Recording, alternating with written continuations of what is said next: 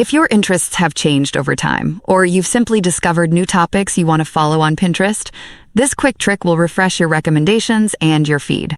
In this video, I'll show you how to change your interests on Pinterest. Let's go. Open the Pinterest app and go to your profile. Then tap the three dots in the top right corner.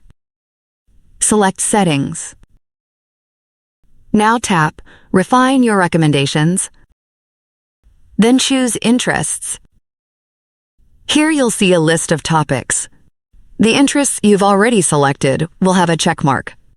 Tap a topic to uncheck it if you no longer want to follow it. If you want to add new interests, tap the plus icon next to a topic.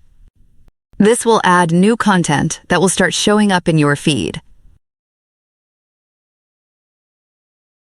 Now refresh your feed and enjoy new content tailored to your interests.